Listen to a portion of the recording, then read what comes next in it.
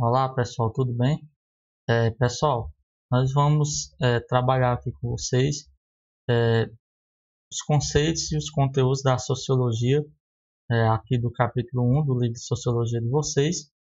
Embora a gente trabalhe no primeiro ano, no entanto, ele é um conteúdo integral. Ele serve para os 3 anos do ensino médio. Então, de certa forma, os alunos do terceiro ano, eles podem voltar para o capítulo e tudo, dar uma lida, que serve como aparato também. Então, pessoal, nós vamos trabalhar nesse capítulo, vamos trabalhar justamente a ideia da produção de conhecimento, né? Que é uma das características das sociedades humanas. E aí nós vamos poder observar a partir de quando é que a ideia de ciência vai se fortalecer e vai fazer parte justamente de uma nova forma de ver o mundo. Tá bem? Então, pessoal, a partir do século XVIII, nós vamos ter aí, com a questão das revoluções, da Revolução Industrial ou Revoluções Industriais, e também com anteriormente as revoluções políticas que vão ocorrer em alguns países, como Inglaterra, Estados Unidos, nós vamos poder perceber que o novo mundo vai vir com novas ideias e também vai se distanciar um pouco das ideias anteriores do chamado antigo regime, que era justamente o período do feudalismo e também do período do mercantilismo. Tá bem? Então nós vamos ver que novas ideias vão surgir e vão tomar conta da cena, novas formas de ver o mundo vão se tornar mais evidentes. E aí, nesse período aqui, no século XVIII, a gente vai ver que as sociedades, principalmente a europeia, vai considerar os fenômenos sociais como produtos da ação humana, né? Reconhecendo as possibilidades de transformação social. Por que isso acontece? Isso acontece porque justamente com a Revolução Industrial, anteriormente com as ideias do Iluminismo, a gente vai ver que a Europa como um todo e os países desenvolvidos que estavam se desenvolvendo, eles vão meio que dar um chega para lá nas ideias da igreja, principalmente católica, mas não só a católica, também a protestante. E aí vão começar a dizer o seguinte: está na hora da gente separar fé e razão. As coisas não dão para andar tão junto, não. E aí nós temos aí a ideia. Isso começa justamente, vai ter uma influência bastante forte, tanto da Revolução Industrial, né? E também da Revolução Francesa. Porque vai haver essa mudança no campo político e econômico, né? Em relação à ideia de ciência ou investigação científica. Tá bem? O que antes ficava tudo na ideia da religião, agora vai passar para o campo científico. Explicação sobre o trovão. O que é o trovão? O que é um relâmpago? Existe uma explicação da igreja. São os astros, porque Deus tal, não sei o quê. Aí agora não. Agora os caras vão procurar, através de um método científico, dar resposta a essas dúvidas que tinha na sociedade. E aí, o conhecimento científico vai também ter uma preocupação de analisar a realidade social, né? O contexto social que as pessoas vivenciavam. Até então, um certo período, a partir da Idade Média, né, com influência da igreja e tudo, nós vamos ter a religião e vamos ter a filosofia como forma de explicar o mundo. Essa filosofia, na verdade, era uma filosofia que vinha muito da questão da religião. Por quê? Se a gente analisar os primeiros filósofos dessa época aqui, não os primeiros filósofos lá da Antiga Grécia, né, ou da Grécia Antiga. Os filósofos medievais na Europa, a maioria eram padres ou monges, ou seja, estavam ligados à questão da igreja. Então, quer queira, quer não, tanto o pensamento da religião como da filosofia, eles vão meio que vir praticamente da mesma fonte. E aí, a partir da Revolução Industrial, as mudanças, o crescimento das cidades, não só o crescimento das cidades, mas a migração em massa das pessoas do campo para as cidades, os núcleos urbanos vão ser muito mais dimensionadas, ou seja, um número maior, um contingente muito maior de pessoas nas ruas e tudo, vai começar a suscitar o interesse de algumas pessoas, alguns filósofos, principalmente, que vão começar a perceber que a forma que eles pensavam antes já não dá mais certo de analisar esses contextos. Então, a sociologia ela nasce justamente porque tanto a religião como a filosofia não davam mais de conta de analisar aquele contexto social, aqueles fatos que estavam ocorrendo. É tanto que aqui nós podemos ver no nosso quadro aqui que essa citação do livro diz o seguinte, diferentemente da religião e da filosofia, a sociologia ela pretende estudar os conflitos, as permanências, as transformações das sociedades modernas e contemporâneas, por meio da aplicação de métodos científicos. Ou seja, por exemplo, a ideia, o objetivo da sociologia, ela faz uma pergunta. Por exemplo, vamos analisar aqui, na Revolução Industrial, aquelas pessoas que moravam no campo e foram expulsas das suas terras pela lei de cercamento lá da Inglaterra. Quando ela é expulsa do campo. Ela era camponesa, é expulsa do campo. É obrigada a ir para as cidades, trabalhar nas fábricas.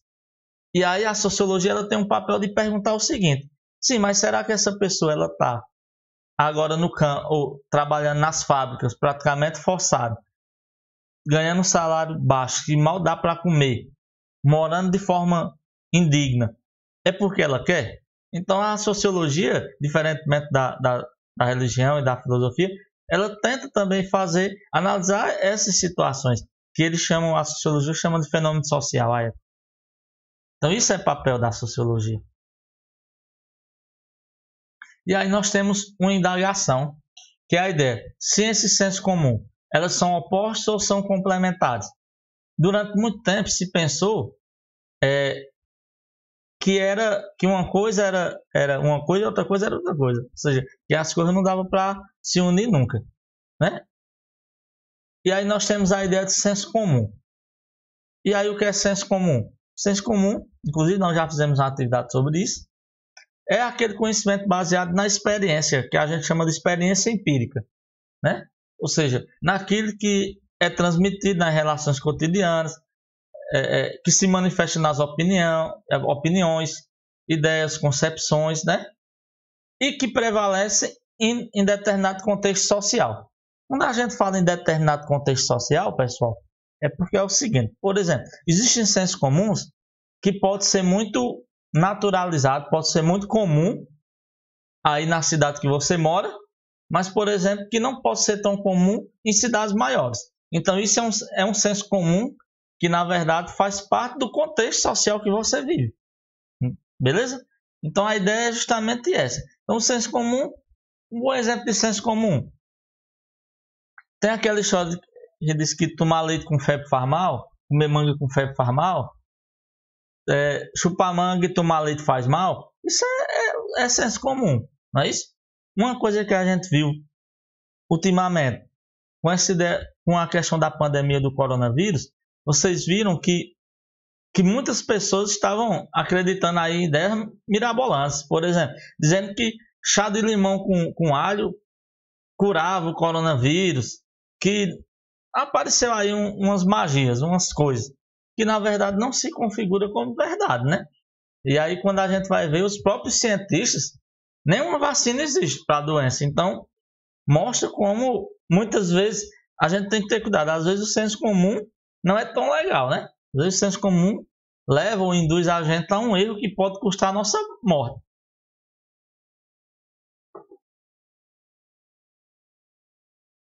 E aí na outra ponta nós temos a ideia do conhecimento científico, né? Em busca da análise da realidade social. Então, o conhecimento científico ele já busca explicar os fenômenos, né, naturais, sociais, né, por meio da aplicação de um rigoroso método ou sistema de investigação. Por exemplo, eu acho que vocês devem estar acompanhando aí a questão da pandemia e essa questão aí, a luta que está pelos cientistas por uma vacina. Aí nós temos um debate aí entre, por exemplo, quais são as fases para uma vacina poder ser reconhecida como útil, aquela coisa toda. Então, a ciência ela tem um método para ela poder dizer, ó, isso aqui é válido, né? Enquanto que o senso comum não tem, não é isso? Por exemplo, a ideia do chá de alho com limão. Até agora a gente não viu ninguém sendo curado com isso. Se fosse assim, os cientistas não estariam tentando descobrir uma vacina. Então a gente meio que mostra os cuidados que a gente tem com os dois conhecimentos. Agora, o conhecimento científico, professor, ele é unânime. O conhecimento científico ele não erra. Pessoal, o conhecimento científico também erra. O conhecimento científico, na verdade, embora ele tenha um método, né, um sistema para ele avaliar, existe um grupo de cientistas que diz que aquilo é ciência ou não, que pode ou não pode, mas, por exemplo, assim como as questões sociais da sociedade no geral, a pesquisa científica, por exemplo, ela pode mudar. Como assim, professor? Por que é que pode mudar? Por exemplo, durante muito tempo se curava quase todas as doenças como tuberculose, doenças infecciosas com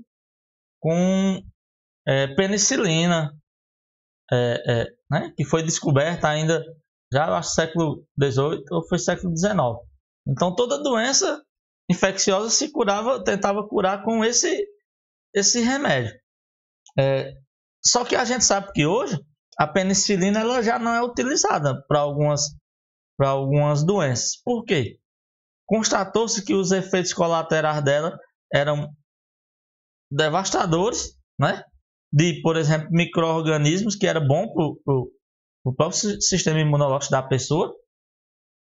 E aí a penicilina foi substituída, em alguns casos, por outros medicamentos que seriam mais eficazes. Então, quer dizer que a validação científica, ela nunca é unânime, a ciência também está sempre mudando, já que a realidade muda, né?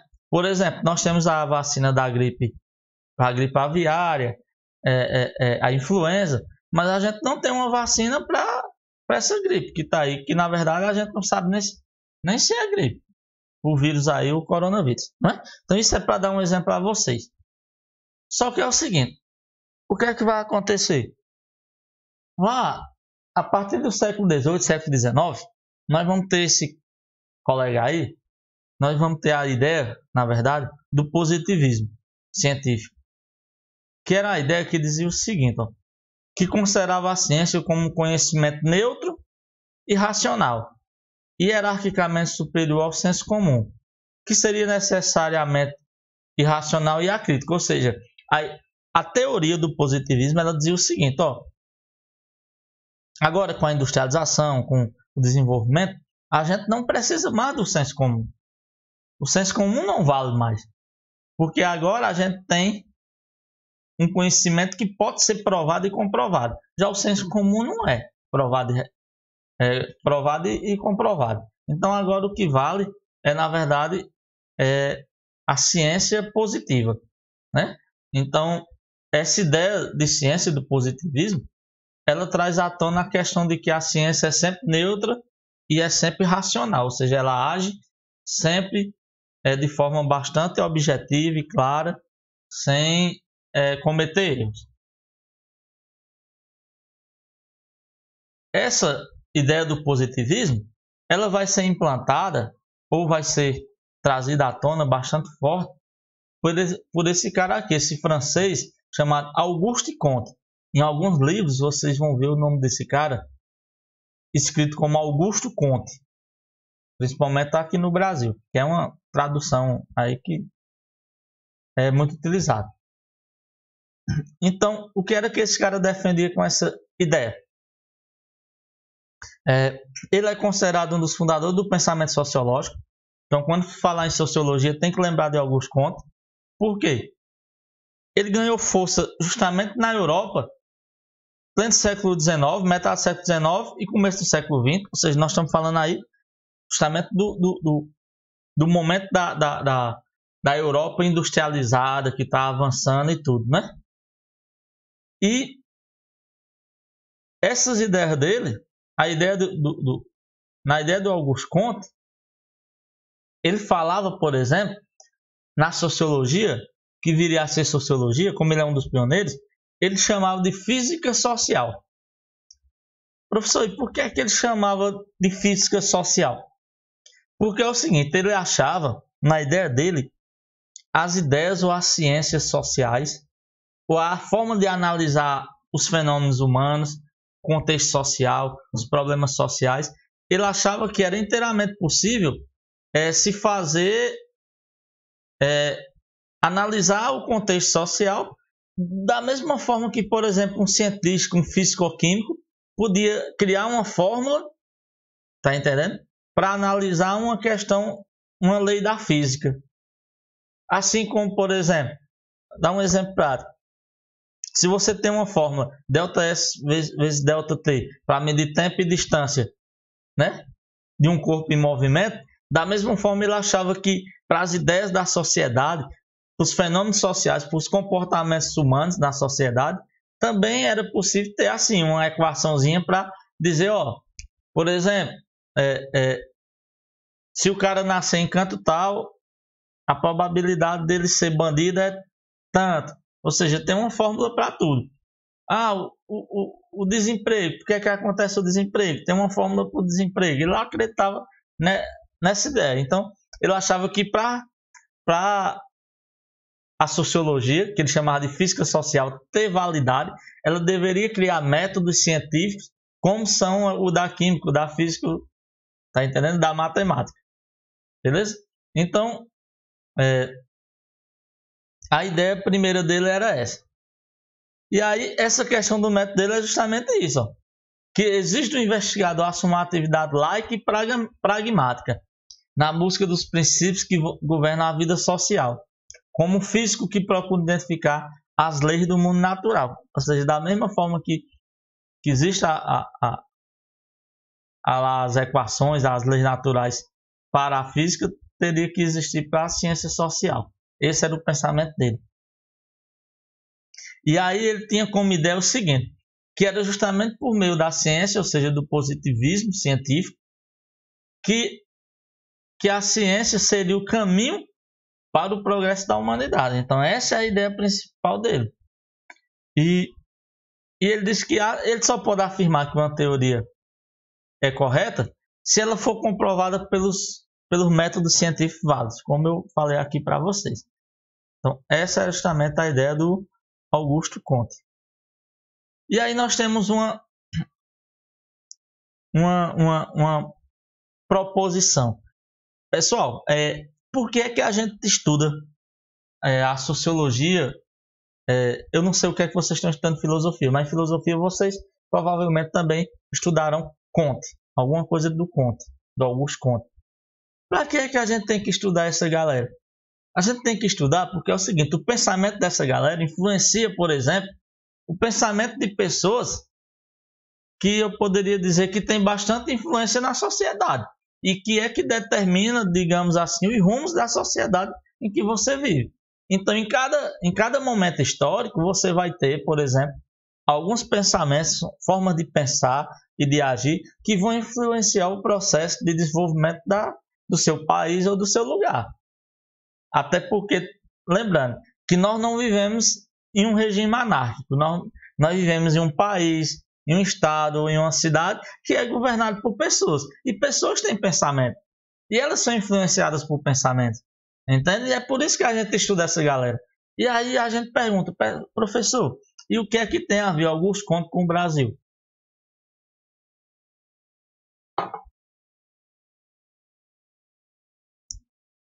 Olha, Auguste Comte, com a sua ideia de física social e a ideia positivista, ele defendia o seguinte, que através da ciência que era necessário você ter ordem.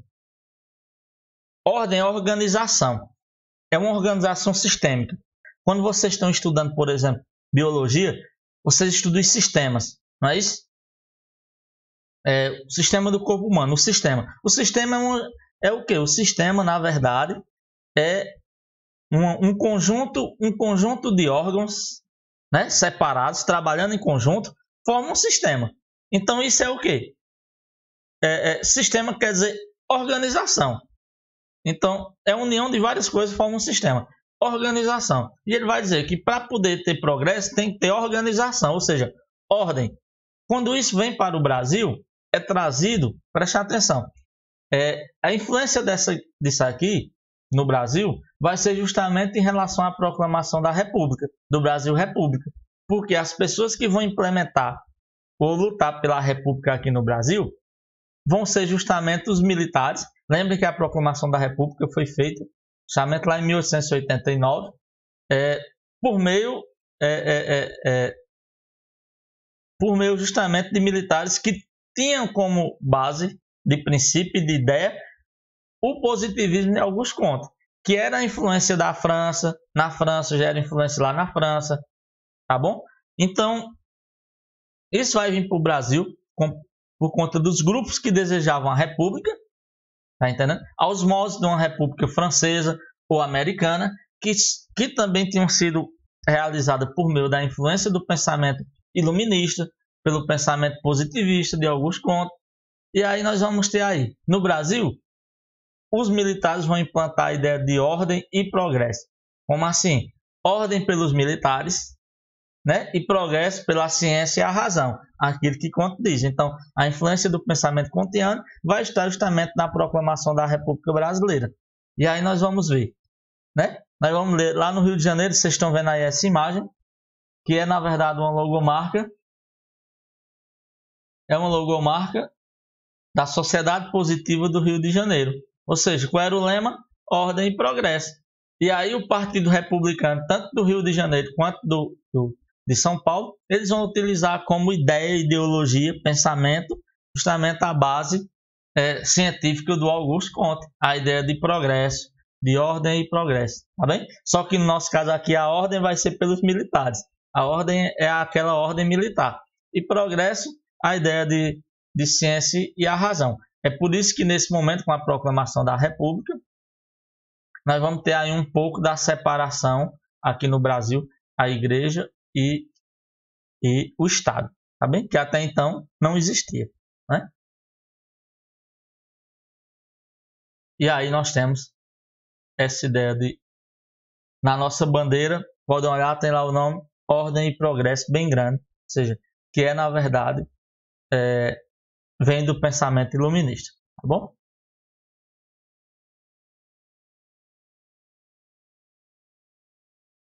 Pessoal, então o que é que acontece?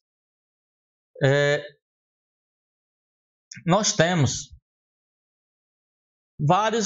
atualmente nós temos, na história da sociologia, nós temos várias formas de analisar os fenômenos sociais, ou seja, vários métodos que a gente chama para análise da sociedade.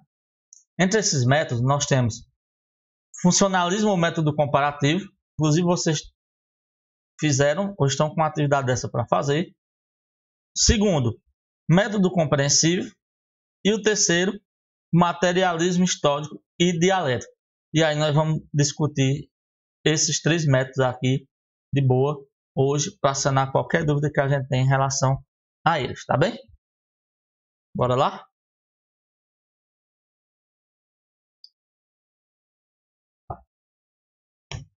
Nós vamos começar pelo método do funcionalismo, o método comparativo do francês Émile Durkheim, 1858 a 1917.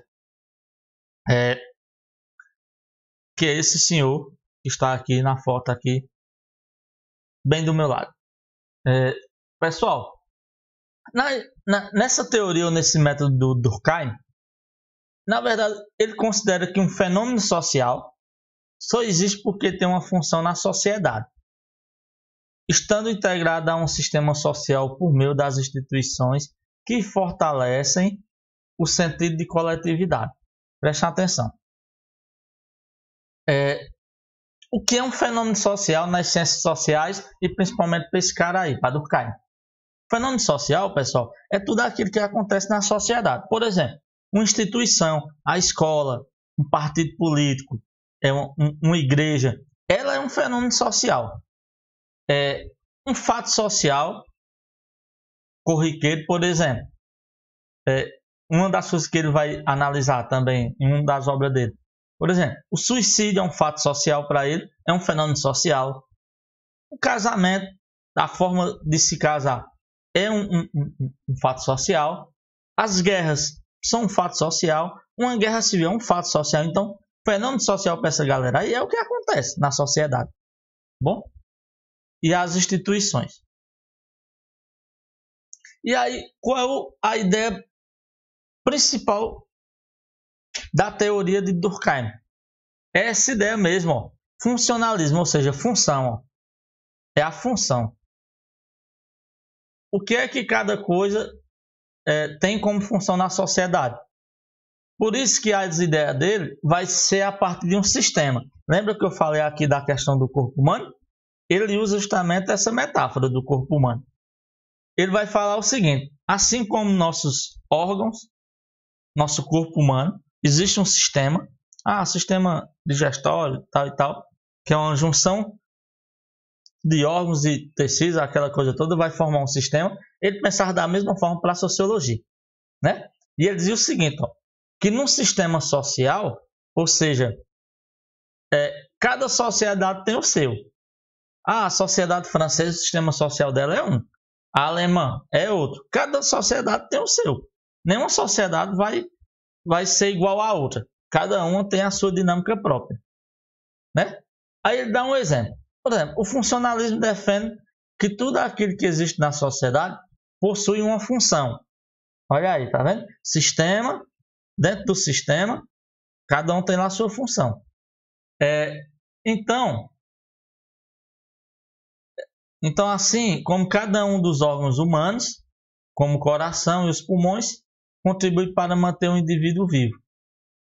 E aí, ele deu o exemplo. Agora ele vai dar o exemplo dentro do sistema social. Ele vai dizer que existem as instituições sociais, né? Ou seja, a instituição social, ela seria, no caso dos órgãos humanos, no caso de um ser humano, seria os órgãos, né?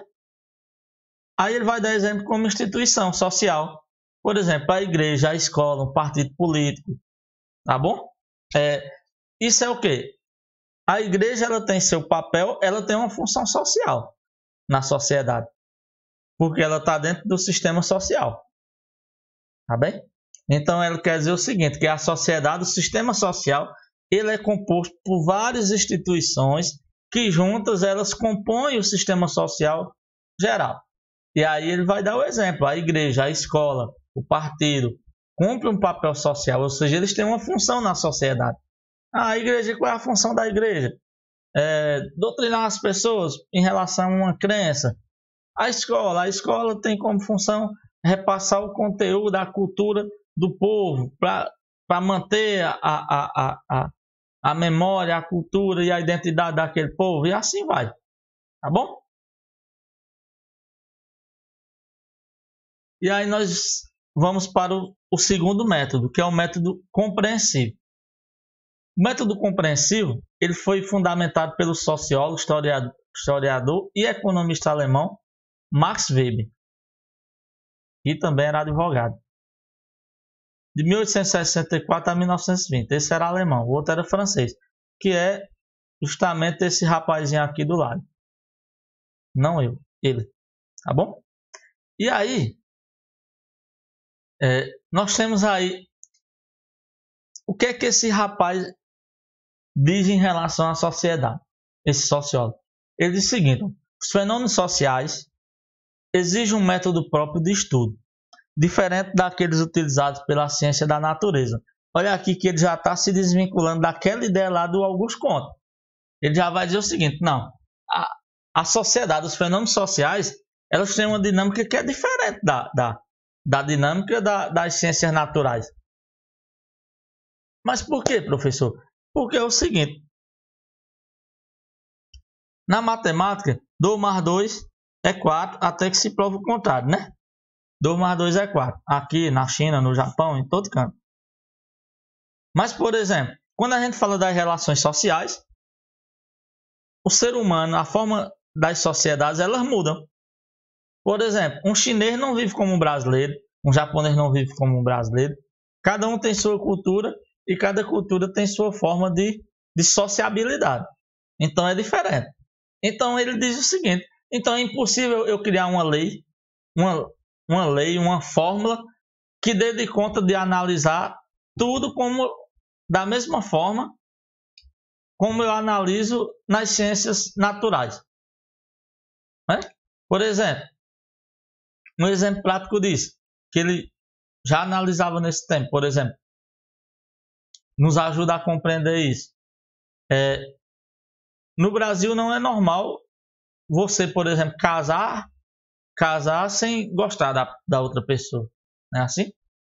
Um casamento arranjado. Isso não é normal, não faz parte da nossa cultura. O que acontece? Mas tem países no Oriente Médio, na África, que, por exemplo, a mulher não escolhe o seu casamento. Não é assim? Quem escolhe são seu pai ou um sacerdote. Por exemplo, as monarquias europeias, as princesas elas não escolhiam seus maridos. As escolhas dos seus maridos, ou seja, era um negócio. Né? Então, assim, isso é para mostrar que não vale, por exemplo, eu não posso medir a sociedade com uma fórmula, tá bom? Aí, então, nesse momento ele já dizia isso. Então, o Max Weber, ele diz o seguinte, que a ação humana tem intenção e sentido próprios, e cabe à sociologia interpretar essa maneira de agir, tornando-o compreensível. É essa forma, justamente por isso que o método dele é chamado de compreensível, porque a ideia é compreender como cada sociedade vive, como cada sociedade se organiza. E aí, nessa ideia dele, nós temos aí a ideia do individualismo metodológico. Nesse método compreensível dele, também é conhecido como individualismo metodológico. Por quê? Individualismo porque ele não tem um método que abarque todas as sociedades. Não é isso. É porque cada sociedade ele analisa a partir daquela sociedade. Ele não faz comparações. Tá entendendo? De uma sociedade, a sociedade alemã é assim e a francesa é de jeito. Não. Ele analisa cada uma a partir daquela sociedade. Então ele diz o seguinte: o indivíduo e suas motivações são ponto de partida para que o sociólogo possa conhecer a realidade social que se propõe a investigar. Ou seja, e aí ele vai através do indivíduo, o sujeito, né, para analisar o porquê das escolhas dessas pessoas, né? Por exemplo, esse cara ele tem um livro que é chamado, eu tenho até ele aqui, O Espírito do Capitalismo, né? E aí tem o seguinte, que ele analisa o quê? As sociedades, ele analisa as sociedades, várias sociedades no mundo, de pessoas que são protestantes, né? E aí, nessa análise que ele faz, ele busca analisar qual é o sentido que as pessoas dão ao trabalho. Tá entendendo? Porque é que, por exemplo, naquelas sociedades, a Bélgica, a Suíça, aquelas sociedades e os Estados Unidos que vão ser colonizados por protestantes, porque qual é a ideia de trabalho que eles têm e a ideia que eles têm em relação à questão do dinheiro, essa questão econômica.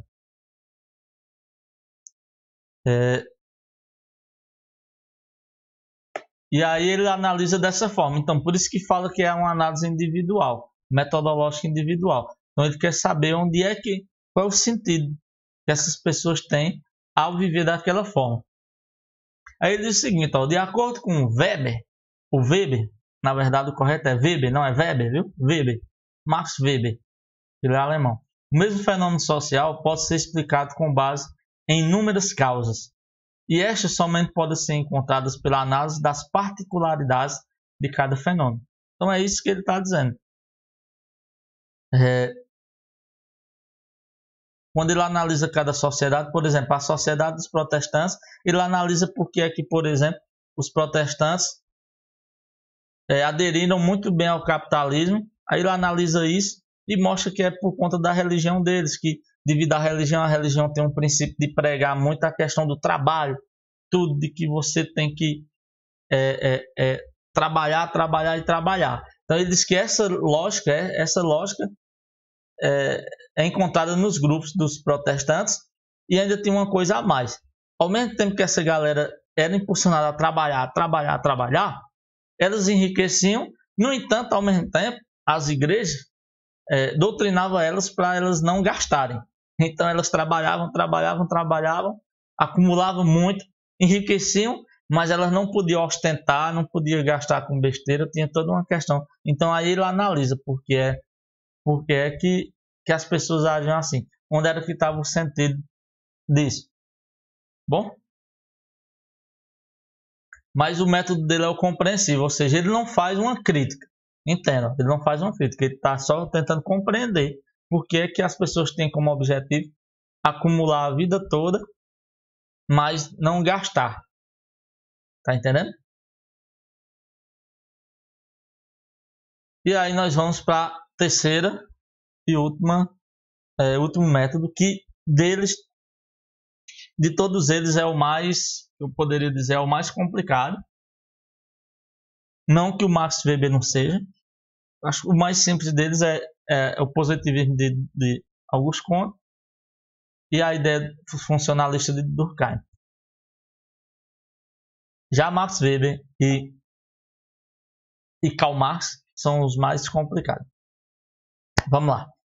Pessoal, nós vamos ter a terceira forma, o método de análise social que nós temos, é justamente o materialismo histórico e dialético do pensador alemão Karl Marx. Karl Marx é uma figura bastante polêmica no mundo, principalmente no mundo atual, por conta que nós temos essa questão aí, essa discussão aí entre esquerda e direita, não sei o que, isso, aquilo, né? A gente pode discutir depois sobre isso, mas aqui a gente está discutindo a ciência. Então, ciência a gente não olha do lado de ninguém, a gente analisa qual foi a contribuição do teórico. E é isso que nós estamos fazendo aqui. Então, onde é que está as ideias do Marx na sociologia? Segundo Marx, o motor da história é a luta de classe, que teve início com a propriedade privada dos meios de produção. Então, para ele, são as condições materiais que definem problemas e soluções de uma sociedade. Outra coisa, suas teorias sobre a sociedade capitalista permitem a construção de uma reflexão crítica sobre as relações de produção e suas consequências para a organização social. Isso aqui nós vamos analisar bem direitinho aqui na frente, tá bom? Professor, o que danado é esse materialismo histórico e dialético? Esse nome é enorme. Vamos dividir aqui para a gente poder entender bem. Primeiro, materialismo histórico, né? Vamos para a interpretação materialista da história, né? Então, materialismo histórico dialético é a junção de interpretação materialista da história mais análise dialética da realidade social. Então, essas duas coisas juntas formam a base da teoria marxista, tá bom? Vamos entender aqui. A gente tem que separar para depois juntar. Professor, o que danado é essa interpretação materialista da história? Interpretação é uma forma de você ver o mundo. Interpretar o mundo é o quê? Você analisar criticamente, compreendendo e tirando suas conclusões daqui. O que é que Marx vai... Por que é que essa análise é chamada materialista da história? É materialista porque ele analisa como é que as sociedades, preste atenção, ele vai lá desde a história antiga até o momento que ele estava vivendo, que era agora o século XIX, aí ele pega todos os modo de produção asiático, escravista, feudal, mercantilista. Ele pega todos esses modos de produção e ele vai analisar historicamente, ou seja, historicamente a história toda dessa galera, ele vai analisar, e nessa análise ele vai tentar perceber o seguinte: como é onde é que estão, presta atenção, onde é que estão os objetos, as riquezas produzidas em cada modo de produção dessa. E quem é que fica com essa riqueza? Ou seja, onde é que estão os bens materiais produzidos em cada sociedade dessa? Aí ele analisa, por exemplo, o modo de produção asiático, o Egito Antigo. As pessoas, prestem atenção, as pessoas morrem. Nós estamos aqui hoje, daqui um dia não vamos estar. Mas nós deixamos um legado. O que nós produzimos fica. E aí a ideia dele era justamente essa. E para quem fica? Os bens materiais são produzidos pela sociedade. Quem fica com esses bens? É por isso que a ideia dele, materialismo histórico, quer dizer o seguinte: analisar onde é que ficam os bens materiais. É materiais mesmo. Por exemplo, meu irmão, onde é que está o ouro produzido no Brasil? Vocês acham que esse ouro se acabou? Está em algum lugar da Europa, né, que foi levado para lá. Então ele analisa isso. Onde é que estão as riquezas? Então, quem fica com a riqueza? Então o materialismo histórico é justamente isso. É analisar em cada modo de produção quem é que gera a riqueza. Quem é que gerava a riqueza lá no Egito Antigo? Eram os escravos, eram os servos. Quem gerava a riqueza no período feudal? Era o servo, professor. Então ele analisa isso. Aí ele quer saber o seguinte, na produção da vida material, isto é, dos bens necessários à sobrevivência da sociedade, são estabelecidas relações de produção em que determinados grupos exercem dominação sobre outros. Olha aí, materialismo histórico, professor. O que é? É justamente o cara pensar, quem é que produz os bens de uma sociedade? Sim, é fulano. Quem produz é fulano. Sim, mas quem é que fica com esse bem? Não, quem fica é ciclano. Materialismo histórico é isso. E aí, nesse período aqui, século XIX, ele fez uma análise dos outros modos de produção, que ele vai chegar a uma conclusão que nós vamos dizer daqui a pouco. E aí a análise dialética da realidade social. O que é isso, professor? Ele diz o seguinte: do conflito entre os diferentes interesses, surgem as transformações históricas que geram novos modos de produção. Olha aqui o exemplo que eu dei. Então, o caráter dialético da realidade social está na ideia de que a sociedade não é um todo harmonioso e orgânico, mas sim uma realidade movida pela superação de seus antagonismos e contradições. Nós vamos entender isso bem direitinho mais na frente. Mas só resumindo, materialismo histórico dialético quer dizer o seguinte: Marx analisou todas as sociedades até o século XIX, até a sociedade capitalista, todos os modos de produção, passando por todos, ele analisou. Lá do período escravista, até do feudal, até chegar no capitalismo. E aí ele vai dizer o seguinte: olha, todos os modos de produção, presta atenção, todos os modos de produção foram superados por outros. Por exemplo, o modo de produção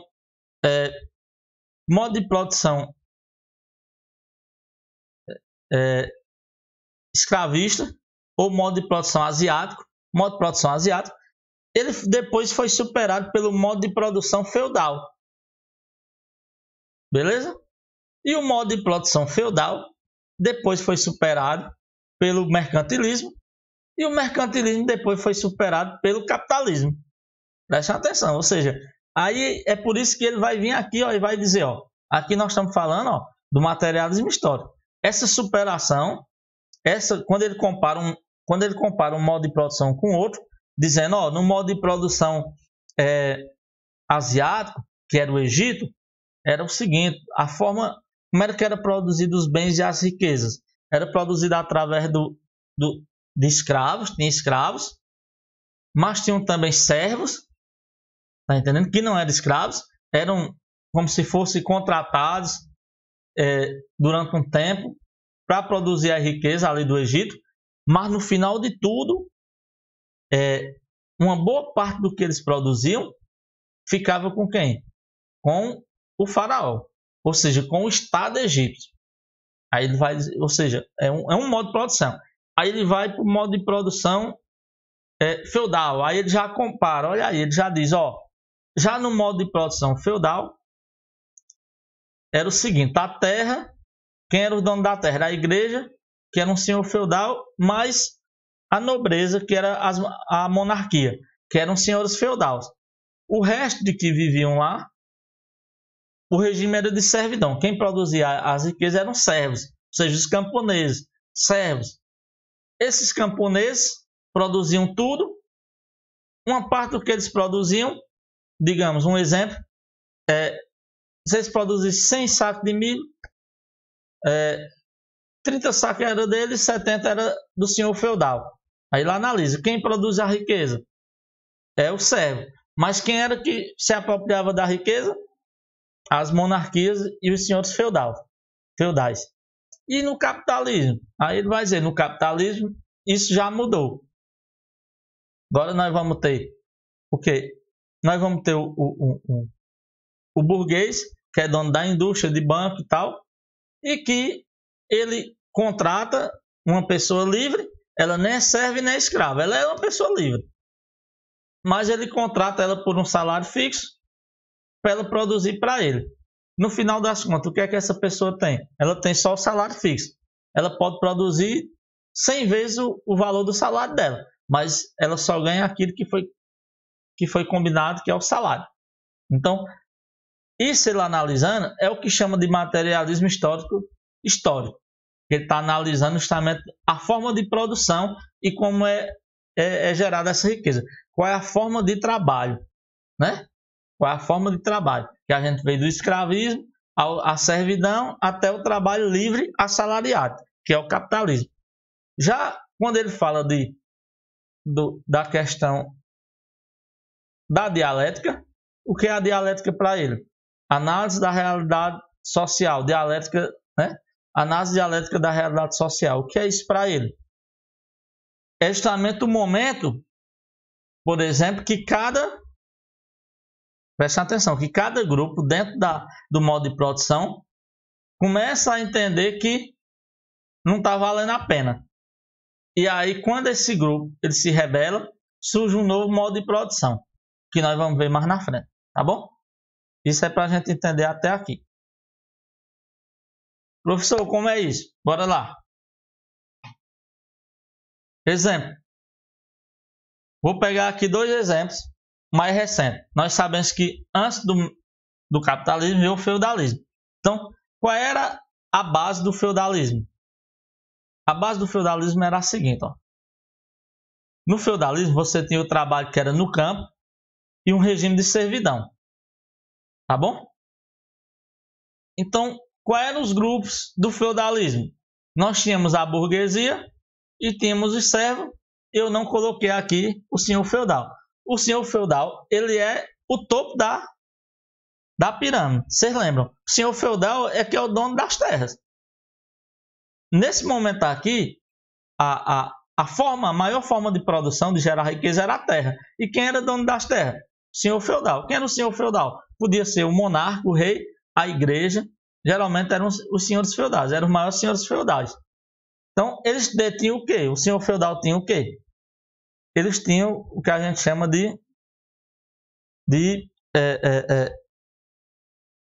o modo de produção deles, a forma de produção era a terra. Né? Então, ele tinha a terra. Então, nós vamos ter aí, ó, características de trabalho no campo, regime de servidão. A burguesia. Nesse momento aqui, a burguesia vocês lembram, eram os burgos. Né? As cidades eram chamadas de burgos, lá no feudalismo.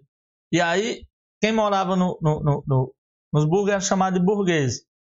E aí, quem vivia do comércio, né, era a burguesia.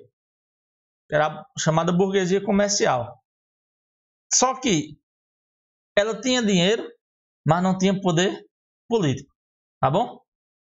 E nós tínhamos o servo, que era quem? O camponês. Eles eram servos, né? Uma parte do que eles produziam era deles, a outra parte eles tinham que dar ao dono da terra, que é o senhor feudal, mas eles não podiam ser tirados da terra, né? E eles não tinham salário. O que eles ganhavam era uma parte do que eles produziam, tá bom?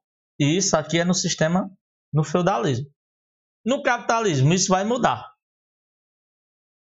Agora, os meios de produção. Qual é o maior meio de produção aqui no capitalismo? Vai ser a indústria, o comércio, né? E também a terra, né? Aqui a base é trabalho assalariado, enquanto aqui era servidão.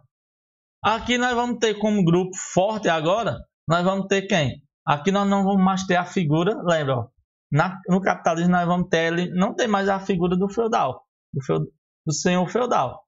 Agora quem é que vai mandar? É a burguesia. Agora a burguesia vai deter os meios de produção na sua mão. No feudalismo, quem detinha os meios de produção era o senhor feudal. Lembrem, com a Revolução Francesa e a Revolução Industrial, a burguesia vai assumir o poder. Vai acabar as monarquias e a burguesia que já tinha dinheiro, prestem atenção, lá no feudalismo a burguesia tinha dinheiro, mas só não tinha poder político. Não era ninguém, não tinha prestígio. Tá bom? A burguesia tinha dinheiro, era rica, mas não era nobre, não era nada disso, então não tinha prestígio, ou seja, não tinha poder político. Quando acontece a Revolução Francesa, vai haver a queda das monarquias. Com a queda das monarquias, quem vai assumir o poder é a burguesia. E aí no capitalismo, quem é essa burguesia? No capitalismo, essa burguesia é dona dos meios de produção. Dona dos meios de produção, presta atenção. Dona de fábricas, de terras, de bancos, do comércio e, além mais, do poder político. Tá bom? Coisa que ela não tinha lá no feudalismo, agora ela vai ter. Além do meio de produção, ela tem um poder político. E o proletário, que agora é um novo grupo que vai surgir. Antes aqui no feudalismo era o servo, que vivia no campo. Aí agora no capitalismo, o proletário, né? Só resta ele. Quem é o proletário? O trabalhador. Só resta ele vender a força de trabalho e ele não tem o meio de produção na sua mão. Por quê? Quem detém o meio de produção é a burguesia, que é dono da fábrica, de terra, de tudo. Aqui para o proletariado ou para o proletário, só resta ele vender a sua mão de obra, a sua força de trabalho por um salário. Só resta ele isso, ele não tem nada, só isso. Beleza? Então isso é para a gente poder... Então, materialismo histórico e dialético quer nos mostrar isso. O que Marx faz na sua análise é isso.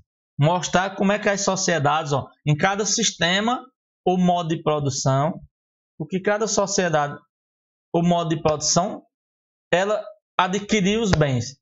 Como assim, professor? Sistema ou modo de produção. Feudalismo é um modo de produção, ou sistema de produção. Capitalismo é outro. E aí ele nos mostra isso. Ou seja, em cada modo de produção, ele nos mostra que existem os dominantes e os dominados. Quem são os dominantes? É quem detém os bens, ou seja, o sistema de produção, os meios de produção. Quem detém os meios de produção em cada sistema? Aí ele analisa. É por isso que é chamado de materialismo histórico, que é de material mesmo, de coisa material, de riqueza. Riqueza é material. Se você você acredita em Deus, tal, dependendo da sua religião, qual é a sua religião, você vai dizer, eu sou rico de Deus, problema seu. Mas aqui não é isso. Aqui a ideia de riqueza é riqueza material mesmo.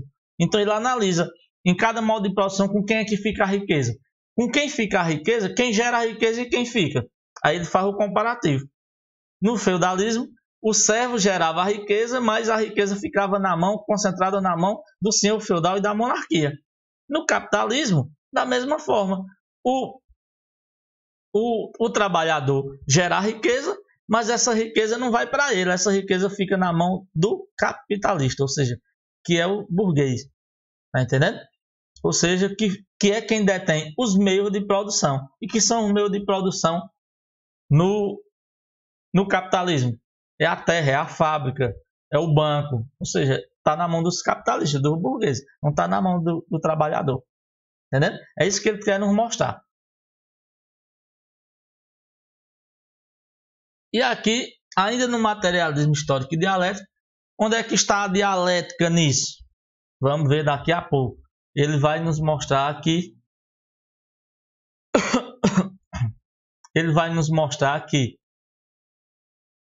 para você sair de um sistema para outro, quando nós saímos do feudalismo para o capitalismo, mudou. Mudou como, professor? Mudou que quem dominava aqui era o senhor feudal.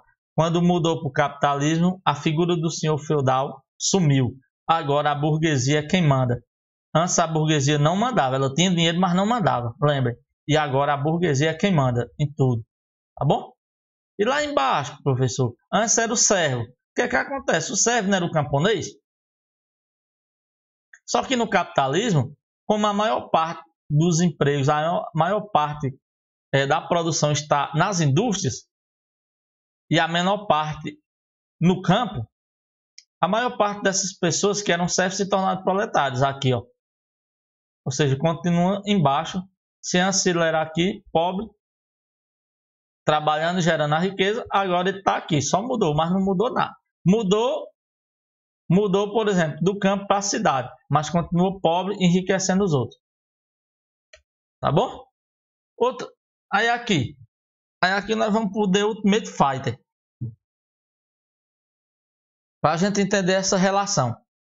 De um lado nós temos, com o capitalismo, nós vamos ter agora o surgimento de duas novas classes sociais diferenciadas. Como assim, professor? Que vão se diferenciar? Eu dei o exemplo agora da questão de quando mudou o feudalismo para o capitalismo. Agora, os burgueses serão donos de tudo, dos meios de produção, não esqueça disso, né? Eles agora compravam a mão de obra dos proletários, agora tinha força política no governo, ou seja, porque tem dinheiro, tem terra, tem indústria, tem banco. Então, na política, quem é que manda? Nesse momento, principalmente. Então, já os proletários agora se tornaram trabalhadores da indústria, vendendo sua mão de obra ao burguês. Não tinha força política. E agora nós vamos para a parte principal. Quando o Marx fala lá em dialético, ele quer dizer o seguinte, preste atenção. Em toda sociedade você vai ter a classe dominada e os dominantes, não é assim? O que é que acontece? Os burgueses no capitalismo agora são dominantes, mas eles antes eram dominados pelo senhor feudal. Quem dominava o burguês lá no feudalismo era o senhor feudal. O que é que acontece? Com a Revolução Francesa, que é chamada Revolução Burguesa, eles tiraram o rei e agora quem manda são eles. Entende? A partir da Revolução Francesa de 1789, eles assumiram o poder. Ao assumir o poder, o que é que eles fazem? Eles agora se tornam a classe dominante. Como é que isso acontece? Esse processo é onde o Marx chama de dialético. Isso é que é dialética para Marx. É quando, por exemplo, um grupo social ele toma a consciência de que ele é explorado e que ele pode muito bem governar no lugar do outro. Foi o que a burguesia fez. A burguesia tirou a monarquia e assumiu o poder. Antes, no feudalismo, ela estava abaixo dos senhores feudais e da monarquia. Quando agora no capitalismo, ela assume o poder. Então, esse processo de tirada de um grupo do outro, o Marx vai chamar de dialética, que é quando o grupo social sabe que pode assumir o poder. Ele vai dizer o seguinte, o burguês vai pensar o seguinte, poxa, como é que pode? Eu tenho dinheiro, vivo do comércio aqui, gero riqueza, aí tenho que estar aqui babando o rei, babando a igreja. Não, eu vou dar um jeito aqui de aos poucos e mudando esse negócio. E foi isso que a burguesia fez. A burguesia passou 1000 anos, por exemplo, implantando as bases para assumir o poder. Tá bom? Foi isso que aconteceu. O que é que acontece? Aí você pergunta, professor, e como é que isso acontece? Aí o Marx, aqui na parte da dialética, ele vai explicar justamente isso. Ele vai dizer o seguinte, porque em toda sociedade, já que existe o dominante e o dominado, é o seguinte, o dominante, ele tem um interesse. Já o dominado, o interesse é outro. Aí um exemplo aqui, do capitalismo. O interesse da burguesia, que é o dominante, é continuar rico e aumentar cada vez mais seu lucro a todo custo. Não é assim? Esse é o objetivo do burguês, do capitalista. Então, enquanto que o proletário, que é o trabalhador, qual é o objetivo dele? Escapar da fome, da miséria e diminuir a exploração. Aí é onde Marx diz, esses dois interesses aqui, eles são antagônicos. O que é antagônico, pessoal? Antagônico é que é diferente. Enquanto um quer enriquecer muito, tá entendendo? A todo custo, independente de que se os trabalhadores vão morrer na fábrica, ele quer saber não, ele quer saber se ele está enriquecendo mais ainda. O trabalhador, ele quer escapar dos problemas sociais, da fome, quer diminuir a exploração. Então ele vai dizer que esse interesse aqui é antagônico. E é isso que vai gerar o que ele chama de luta de classe. Tá bom? Professor, isso só acontece no capitalismo? Não. O Marx vai analisar, por isso que, materialismo histórico, é porque ele analisa a história de todos os modos de produção. E aí ele vai perceber que lá no Egito, os escravos se rebelavam. Tá entendendo? No modo de produção asiático, os escravos se rebelavam. Ele vai perceber que no feudalismo, os servos também se rebelavam contra as injustiças dos reis, dos senhores feudais, porque os interesses são antagônicos, são diferentes. Quem está em cima, galera, quem está em cima, tá nem aí para quem está embaixo. Depois assistam o filme O Poço. Vamos passar. E aí Marx vai dizer o seguinte. Estamos perto. E aí Marx vai nos dizer o seguinte. Que como é que isso acontece, por exemplo, agora no capitalismo? Ele vai dizer que com a ascensão da burguesia, a burguesia comercial e industrial, agora ela é dona de tudo. Em todo modo de produção, você tem o seguinte. Tem a base e a estrutura. Então ele diz que a sociedade é dividida em dois campos de organização. Base e superestrutura. Como assim, professor?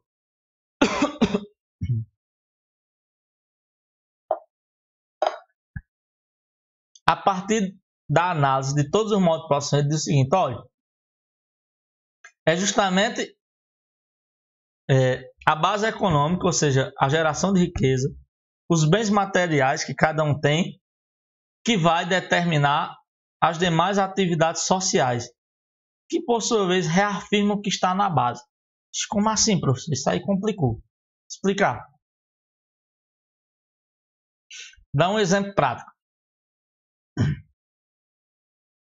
Você imagina, lá no sistema, lá no Egito,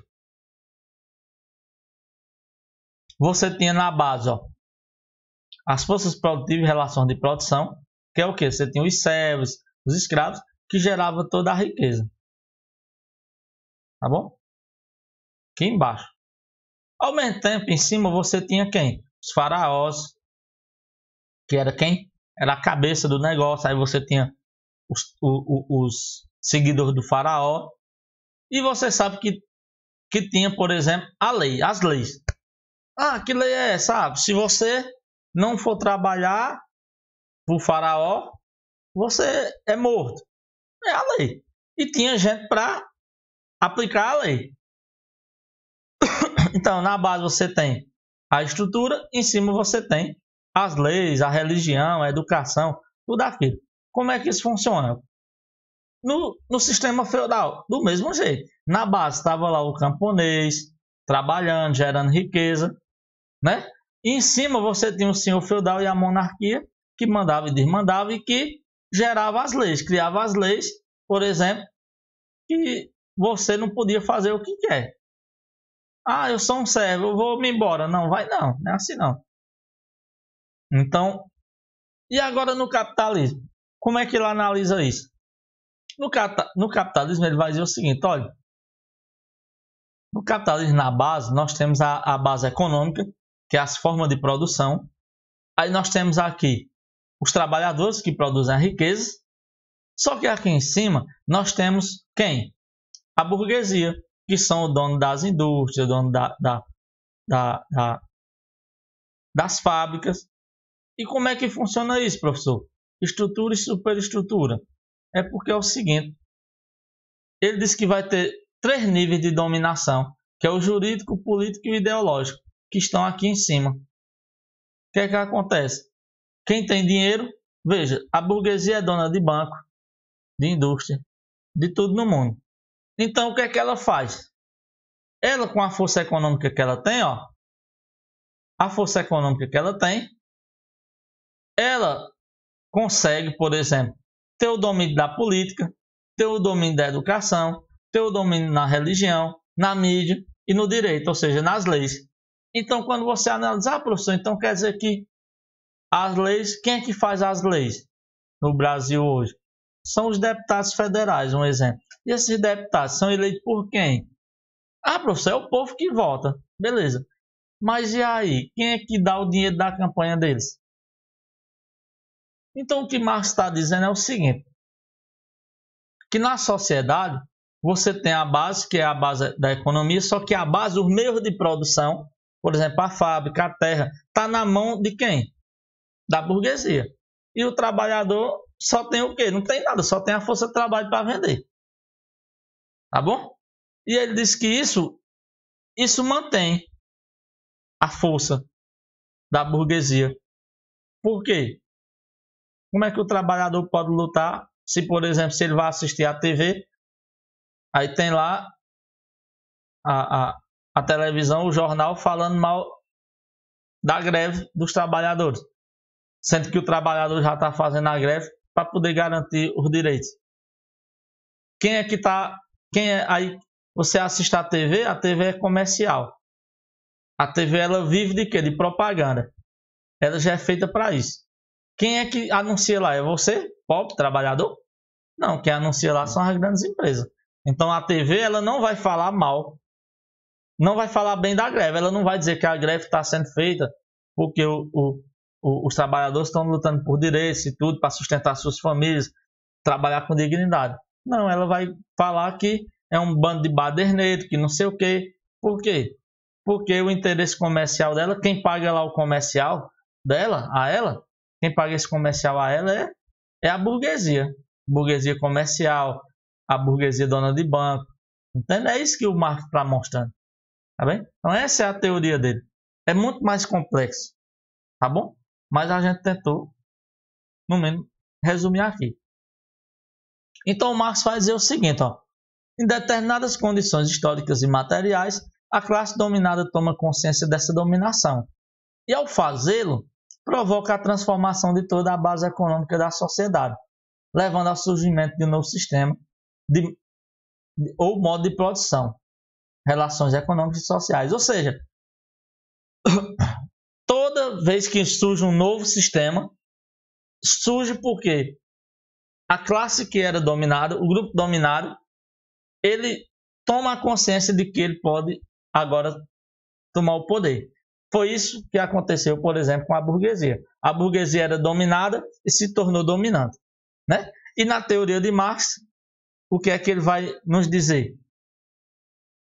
Na teoria de Marx ele diz o seguinte, que mais na frente nós vamos trabalhar.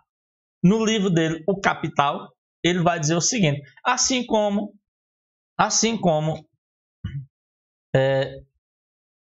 nos outros modos de produção, em algum momento, o dominado chegou ao poder e fundou um novo modo de produção e, por exemplo, do feudalismo para o capitalismo, quem vai fundar o capitalismo é justamente a burguesia. Então, a burguesia que era dominada no feudalismo, ela vai se tornar dominante e vai gerar um novo modo de produção que é o capitalista. E aí no livro dele, O Capital, ele vai dizer, da mesma forma, os trabalhadores, se eles tomarem consciência de classe, se eles tomarem consciência de que eles são a maioria na sociedade e eles quem geram a riqueza, futuramente eles podem fundar o que ele chamou de modo de produção socialista. É isso que ele vai dizer no livro dele. Pode. Só que ele não está... É uma análise que ele faz a partir das outros modos de produção. Se isso vai acontecer ou não, aí é outra história. Mas ele diz que há possibilidade de, por exemplo, a burguesia não ser mais a classe dominante. E se o trabalhador tomar consciência disso, ele consegue fundar um novo modo de produção onde ele não seja mais explorado. Então, só para a gente fechar, os diferentes métodos para análise social, veja, trabalhamos 3. Um funcionalismo, o método comparativo, que é o do Durkheim. O que é que esse método tem? Resumindo, a ideia dele é descrever e explicar o funcionamento dos fenômenos sociais, ou seja, as instituições e tudo. Descrever e explicar. Segundo, método compreensivo, que é do Max Weber. Qual o objetivo do método dele? Compreender o sentido da ação humana. E, em terceiro, que é o materialismo histórico e dialético, na verdade, o objetivo maior dele é o quê? Analisar, os modos de produção, e principalmente o capitalista, apontar os problemas sociais para a mudança da realidade. É por isso que na obra O Capital ele vai dizer lá que trabalhadores univos, ou seja, se os trabalhadores se unirem e tomarem consciência de classe, saber que eles pertencem e são explorados, quando eles tomarem essa consciência, eles poderão fundar um novo modo de produção, como a burguesia já fez. Beleza? Então, galera, era isso que a gente tinha e até o próximo episódio dessa saga. Beleza?